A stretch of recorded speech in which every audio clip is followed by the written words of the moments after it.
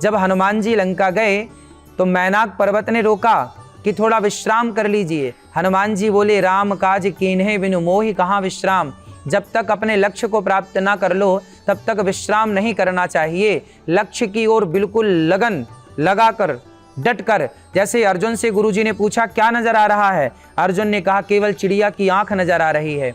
जहां सिर्फ लक्ष्य नजर आए वो है रिद्धि, और जब लक्ष्य की ओर आप बढ़ेंगे, मन लगा के कार्य करेंगे तो प्राप्त होगी सिद्धि।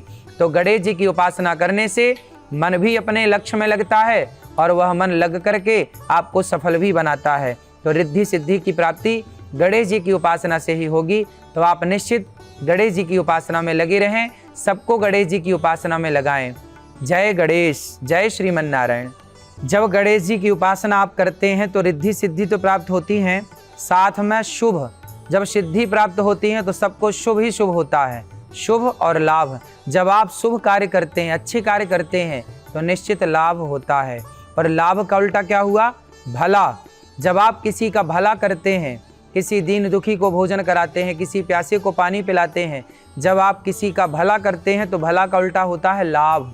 इसलिए भला कीजिएगा तो लाभ जरूर होगा। जोधपुर से रीता शाह जी का सवाल है कि मेरे बेटा बहू की लड़ाई होती है, मेरी बात नहीं मानते, मैं क्या करूं?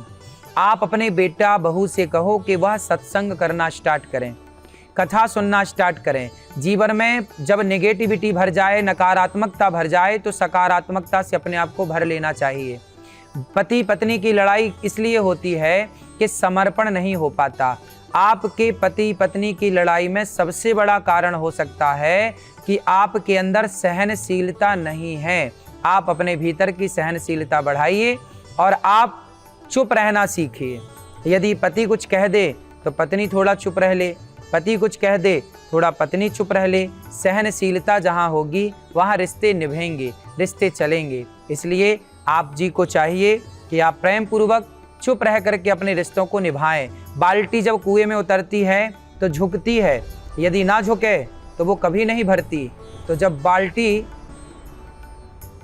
बाल्टी झुकती है तो निश्चित वह भर जाती है। यदि बाल्टी ना झुके तो वो कैसे भरेगी? तो आप भी झुक करके रिश्तों को बचाइए। अकड़ के खड़े रहेंगे, हो सकता है रिश्ते टूट जाएं। तो रिश्ते टूटें उससे बेहतर है कि झुक करके रिश्तों को बचाया जाए।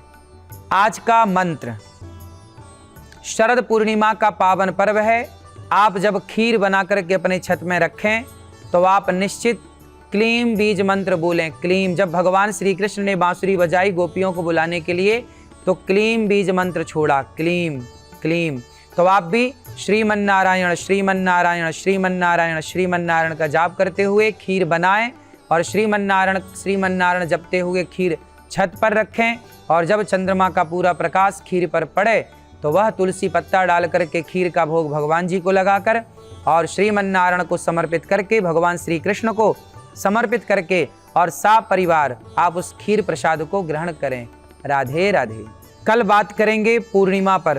पूर्णिमा की क्या महिमा है, पूर्णिमा क्यों मनाई जाती है, और TV9 भारतवर्ष पर महाराज का मंत्र नित्य की तरह 7:20 पर यह शो आपके टीवी चैनल पर नित्य आपको सुनने को मिलेगा।